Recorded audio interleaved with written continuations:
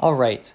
So the whole deal with LOL diagrams is they really help you understand um, all of the energy transformations that are going on within your energy system. And depending on how you define that energy system, it lets you really reevaluate what those energy transfers look like and which ones are internal, which ones are external. So I want to do just an example of the kind of question that you're going to get today. So for all these questions, it gives you a scenario, and then it asks you to draw LOL diagrams with different definitions of your energy system.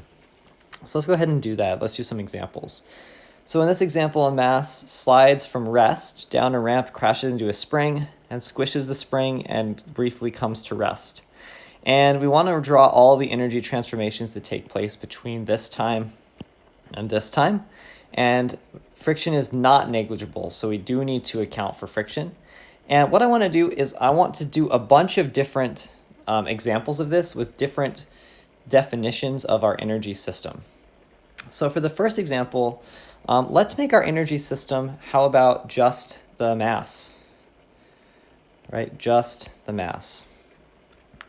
So if we do it this way, the mass can only actually ever have kinetic energy. And the mass, let me go ahead and maybe save this whole graph so I can easily paste in a new one later. The mass on its own can only ever have kinetic energy. So that means that it doesn't start with any energy and it doesn't end with any energy either, because the mass doesn't have kinetic energy at either the initial or final time.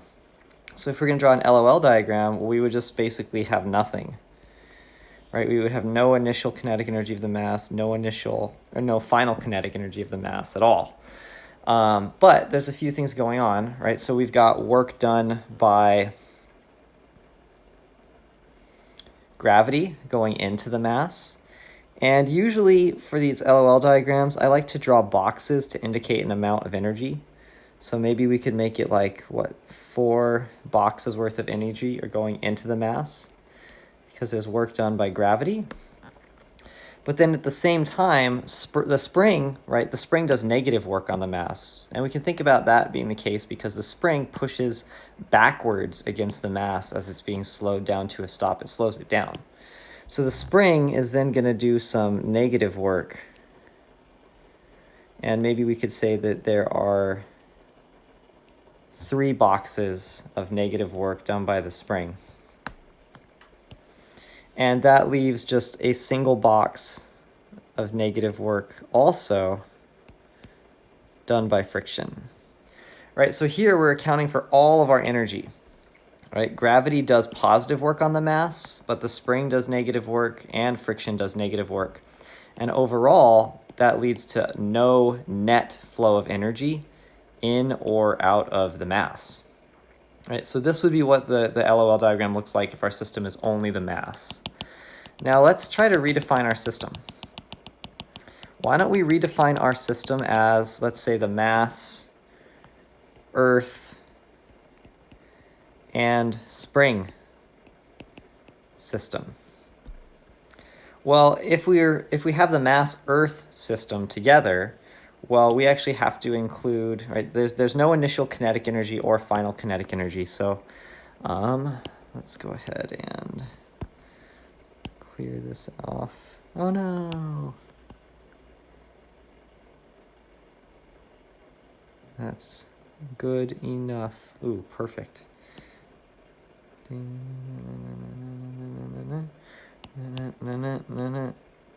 Okay, whatever.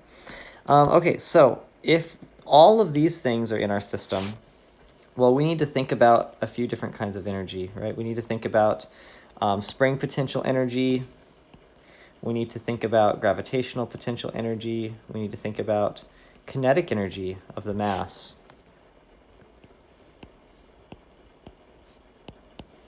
Right, and the reason we need to think about gravitational potential energy now is because that is a product of the Earth mass system. Right, so if the Earth and the mass are both in our system, there will be some gravitational potential energy. We need to talk about that because that's part of our energy system. So if we wanted to do it this way, we would start out with some gravitational potential energy, And I'm just choosing some random number. Let's say 1, 2, 3, 4, 5 boxes. And as the mass slides down, some of that energy is, well, it's turned into kinetic energy, but then that energy eventually goes into the spring as well as work done by friction. So if we wanted to be really particular here, we would have 1, 2, 3, 4. We would have all 5 of those boxes going from the Earth to the mass. 1, 2, 3, 4. Oh, that looks a little bit weird. 1, 2, 4, something like that. And then the mass transfers some of that energy into the spring. Right, so maybe the mass would transfer 4 of those boxes into the spring, but it would lose 1 box also because friction does negative work. That's an external force. So in the end, the mass has no kinetic energy, and the spring gains a lot of that energy, but not all of it. Right? If we look at the total mechanical energy of our system, we lose a little bit here, 1 box, because friction does negative work. So that's the amount that disappeared from our system there. Right, so this is the same situation, right? No kinetic energy at the end, but now that the spring and the Earth are part of our system, we need to think about those potential energies. All right, let's redefine our system again. Maybe, and there's a lot of ways we could do it. Why don't we go ahead and try it with the, let's say just the mass, and how about the mass and the spring as our system? Okay, so if that is in our system, then gravitational potential energy is not part of our system. That's an external force. So if we do it this way, then our system starts with no energy because the mass has no kinetic energy and the spring is not storing any energy. So the mass has to get energy. So the mass would get energy from some work due to gravity, putting energy into it. And the number of boxes I'm drawing, it's really kind of just arbitrary. Right? I'm just doing this to try to make sure that I'm accounting for all energy flow.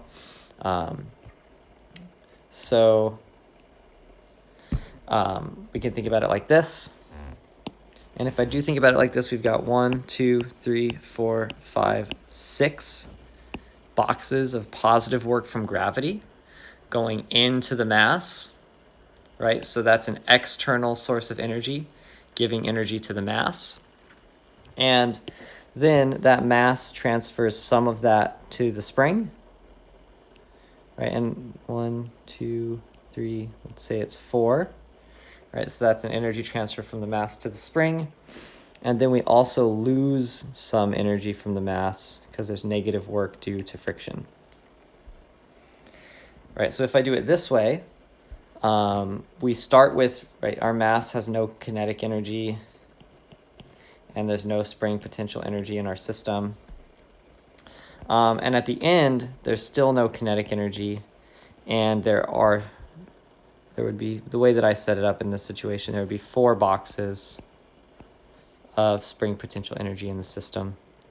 And I think, to account for everything, I think I drew 6 boxes this time. 1, 2, 3, 4, 5, 6, and only 4 here. So there has to be 2 boxes of work done by friction coming out of our system to account for everything. So this is what it would look like if the mass and the spring were the only things in our system. Now let's do it one more time, but this last time, I want to put all of the relevant objects in our system, right? Everything that has any energy flow. So this would be like the mass, the Earth. Well, let me try to make this nice and clean. Try and space everything out. The Earth, the mass, the spring, and the surface. Right, the surface of the incline. So if we think about it this way, now we have to even account for the molecules in the surface. So we've got to account for K, Ug, Us, and thermal energy, right? That's the heat or the vibration of molecules in the surface. We will have thermal energy at the end because friction will do some negative work on our object, and that results in a gain in thermal energy on the surface. So here, we've got some gravitational potential energy in our system to start. Let's go ahead and say there are maybe 1, 2, 3, 4, 5 boxes of gravitational potential energy. And as the mass slides down, right, that energy is transferred into the mass. 5 boxes. And the spring will absorb some of that. So let's say the spring absorbs 4 boxes of that. So then we would end up with 4 boxes of spring potential energy. But there's 1 box of that energy that was in kinetic energy in the mass that will go into heat on the surface. So we'd end up with 1 box of thermal energy, like that. And now, right, you can see if you look at the diagram, right, we've got no energy leaving our system at all, right? All of our energy flows are within objects that are in our system. And if we count up the total energy before and after, it's the same. Right, so this would be the only way to define our system where no energy actually left the system at all. So this is basically how I want you to work through these problems that I have for you today. So give those a try and let me know if you have any questions. All right, I hope this was helpful.